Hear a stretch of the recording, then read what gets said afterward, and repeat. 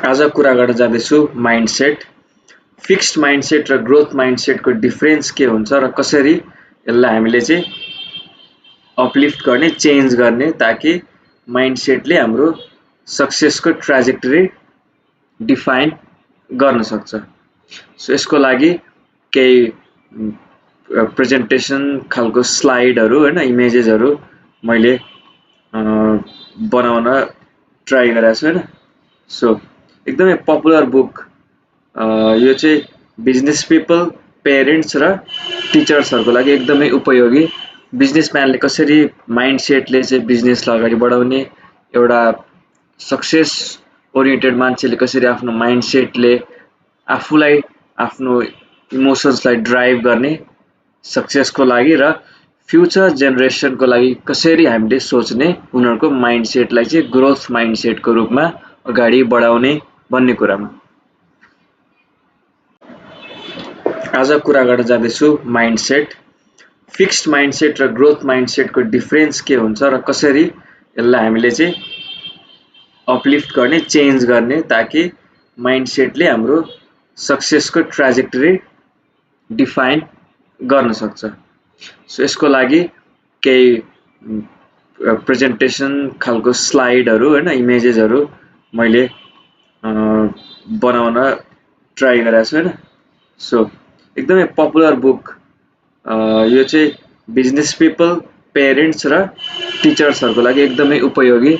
बिजनेसम्यानले कसरी माइन्डसेटले चाहिँ बिजनेसलाई अगाडि बढाउने, एउटा सक्सेस ओरिएन्टेड मान्छेले कसरी आफ्नो माइन्डसेटले आफूलाई आफ्नो इमोसन्सलाई ड्राइभ गर्ने सक्सेसको लागि र फ्युचर जेनेरेसनको लागि कसरी हामीले सोच्ने उनीहरूको माइन्डसेटलाई चाहिँ ग्रोथ माइन्डसेटको रूपमा अगाडि बढाउने भन्ने कुरामा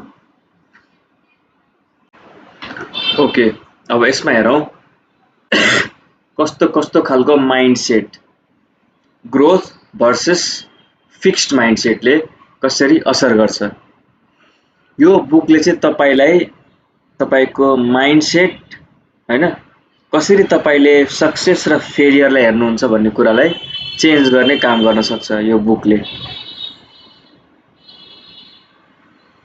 यसमा फिक्स्ड माइन्डसेट हैन र ग्रोथ माइन्डसेट।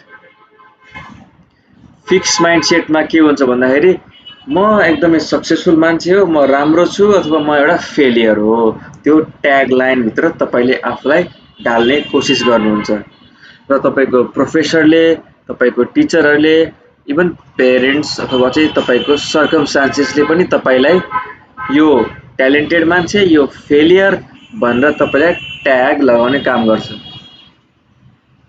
त्यसले तपाईको माइन्डसेटलाई फिक्स्ड गरिदिन्छ that I am a failure। तर ग्रोथ माइन्डसेटले के भन्छ भने success is not always about तपाईको फिक्स्ड माइन्डसेट, म सक्सेसफुल हुन सक्छु अथवा सक्दिनँ, त्यो होइन कि कन्टिन्युअस एफर्ट फेलियरबाट पनि माथि निस्किने र तपाईको एबिलिटीलाई, तपाईको स्किललाई कन्स्ट्यान्ट रिफाइन गर्ने, यो माइन्डसेटलाई भनिन्छ ग्रोथ माइन्डसेट। ग्रोथ माइन्डसेटले चाहिँ ठुलो ठुलो विद्वान मान्छेहरूलाई, सक्सेसफुल मान्छेहरूलाई, स्पोर्ट्सम्यानहरूलाई हेल्प गरेको छ। For example Michael Jordan. हामीलाई के लाग्छ भन्दाखेरि Michael Jordan was extraordinary, ऊ चाहिँ एकदम एक्स्ट्रा अर्डिनरी हो, त्यही भएर ऊ चाहिँ पहिलेदेखि सक्सेसफुल थियो। No, Michael Jordan was rejected from his varsity team भन्ने एउटा के हुँदो रहेछ उनीहरूको हाई स्कुल टिम, त्यहाँबाट ऊ रिजेक्टेड थियो। जन्मिँदै एकदम ट्यालेन्टेड भएको मान्छे होइन, तर उसले त्यो फेलियरलाई मोटिभेसनको रूपमा लियो र अरूभन्दा अलिक बढी प्र्याक्टिस गर्थ्यो अरे। उसले प्र्याक्टिसमा पनि इन्जोय गर्ने, कन्टिन्युअस प्र्याक्टिस गरिराख्ने, अरूभन्दा अलिक बेसी प्र्याक्टिस गर्ने खालको चाहिँ थियो अरे। अभियसली जुन बच्चाले चाँडै धेरै प्रेज पाउँछ नि, तपाईँ एकदमै खतरा त्यो बच्चाहरूले भन्दा एफर्ट लगाउँछ जुन बच्चाले अथवा चाहिँ एडल्टले, स्पोर्ट्सम्यानले कुनै पनि फिल्डमा त्यसले राम्रो गर्छ। So effort, working hard and consistency र पर्सिस्टेन्सले जित्छ। नट लाइक ऊ एकदमै खतरा बच्चा थियो, ऊ एकदम स्मार्ट थियो, यो कुराले मात्रै म्याटर गर्दैन। र मिस्टेक्सहरूलाई र फेलियरहरूलाई एक्सेप्ट गर्दै अगाडि बढ्ने जुन एउटा टेन्डेन्सी छ माइन्डसेट, त्यसलाई भनिन्छ ग्रोथ माइन्डसेट।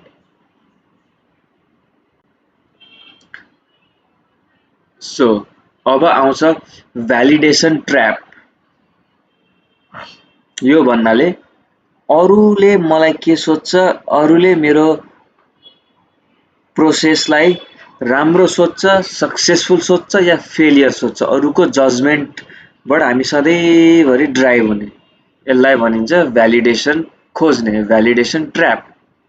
एकदमै टक्सिक कुरा हो भ्यालिडेसनको सधैँभरि खोजीमा बस्नु। अप्रुभल, पेरेन्ट्सको, टिचर्सको, सर्कलको अप्रुभल खोजिराख्ने, यसलाई भनिन्छ भ्यालिडेसन। यसलाई भनिन्छ फिक्स्ड माइन्डसेट, एउटा माइन्डसेटमा फिक्स्ड हुने। ग्रोथ माइन्डसेटले भ्यालिडेसन भन्दा च्यालेन्जलाई फेस गर्ने, फेलियर कसैले आफूलाई कम्प्लेन गर्यो अथवा चाहिँ क्रिटिसिजम गर्यो भने पनि क्रिटिसिजमलाई पनि पोजिटिभली लिने, कन्स्ट्रक्टिभली लिने, त्यसलाई ग्रोथ माइन्डसेट भनिन्छ।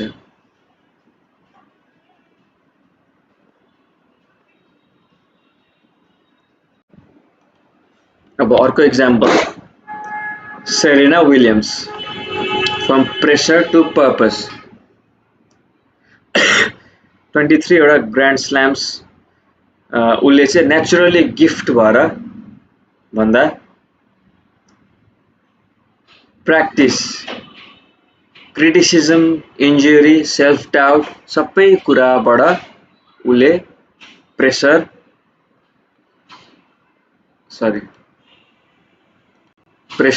लिँदा लिँदा उसले त्यसलाई विनिङ एटिट्युडमा चेन्ज गर्नुभयो।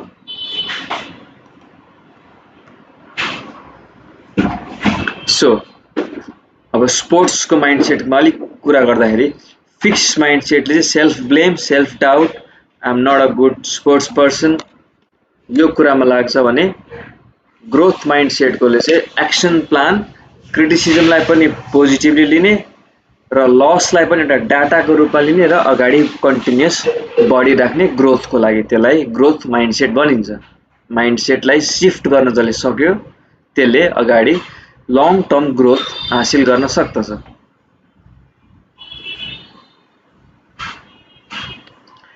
Career success starts with mindset. तपाईको माइन्डसेट कस्तो छ त्यसले म्याटर गर्छ।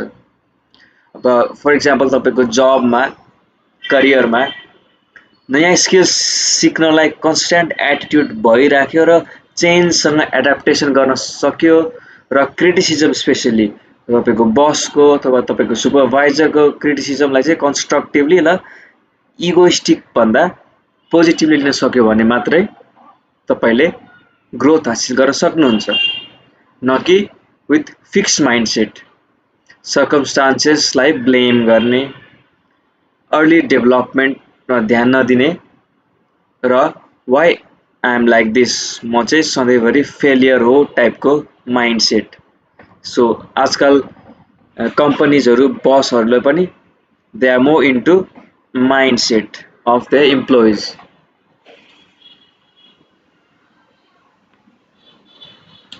अब एफर्ट इक्वेसन, एफर्टको कुरामा म नेचुरली गिफ्टेड छु, त्यो मान्छे नेचुरली गिफ्टेड छ, कसैले सक्सेसफुल भयो भन्दैमा, कोही सक्सेस हासिल गरिरहेछ भन्दैमा हामीले के सोच्छौँ भन्दाखेरि ऊ एकदम खतरा मान्छे, उसको चाहिँ एकदमै naturally gifted. That's not the case. यो चाहिँ एउटा मास्टरी भन्ने रोबर्ट ब्रेनको बुकमा पनि के लेखेको छ भन्दाखेरि ठुलो ठुलो मास्टरहरू लियोनार्डो डा विन्सीदेखि लिएर उहाँहरूले पनि कन्टिन्युस एफर्टले मास्टरी र एउटा नाम हासिल गर्नुभएको, not because they were naturally gifted, जन्मजात आएको ट्यालेन्ट भन्दा पनि कन्टिन्युस एफर्टले गर्दा उहाँहरूले हासिल गर्न सक्नुभएको। अब रिफ्रेमिङ फेलियर, फेलियरलाई कसरी लिने भन्ने कुरा एकदमै इम्पोर्टेन्ट हुन्छ। म फेल भएँ not because I am a failure, मैले प्रपर प्लान गरिनँ होला, मैले प्रपर एक्सन ओरिएन्टेसनमा ध्यान दिइनँ होला। Not like this is too hard for me, but what I can do better. मैले अहिले हासिल गर्न सकिनँ success, but I can with time and effort भन्ने कुरामा। सो सक्सेसलाई फ्रेम गर्ने, कन्सेप्चुअली कसरी लिने भन्ने कुराले धेरै ठुलो म्याटर गर्छ। अब ग्रोथ माइन्डसेट कसरी बिल्ड गर्ने त भन्ने कुरामा, growth mindset is not always like you are born with it. यो चाहिँ एकदम ग्रोथ माइन्डसेटले जन्मियो भन्ने कुरा भन्दा पनि तपाईँले आफ्नो डेली प्र्याक्टिस एटिट्युडलाई कसरी रिफ्रेम गर्ने र इन्भाइरोमेन्ट चेन्ज गर्ने हो कि आफ्नो एटिट्युड चेन्ज गर्ने हो कि कुनै नयाँ नयाँ कन्सेप्टहरू लिने हो कि। सो त्यसले गर्दा तपाईँले आफ्नो माइन्डसेटलाई ग्रोथ माइन्डसेटको रूपमा सिफ्ट गर्न सक्नुहुन्छ। So real competition is you, तपाईँको yesterday-को तपाईँ र तपाईँ। So how to be proactive and be a consistent growth mindset guy. त्यसले गर्दा तपाईँ चाहिँ लक, तपाईँको इन्बोर्न ट्यालेन्ट अथवा चाहिँ तपाईँको प्रेज, अरूको भ्यालिडेसन भन्दा कसरी तपाईँले प्रतिदिन अगाडि बढ्ने भन्ने कन्सेप्टलाई इन्स्टल गर्नु नै ग्रोथ माइन्डसेटको निशानी हो। र your competition is you versus yesterday you, तपाईँको हिजो र तपाईँको आज। So mindset is very much important. So एकदमै यो पपुलर बुकको कुरामा चाहिँ ग्रोथ माइन्डसेटले अगाडि बढ्न सकिन्छ, न कि फिक्स माइन्डसेट। सो आजको छलफलमा मलाई यही कुराहरू छलफल गर्न मन थियो। ग्रोथ माइन्डसेट कसरी अपनाउने र त्यसबाट कसरी आफूलाई मोटिभेट गर्ने भन्ने कुरामा ध्यान दियो भने growth mindset is the way. Thank you.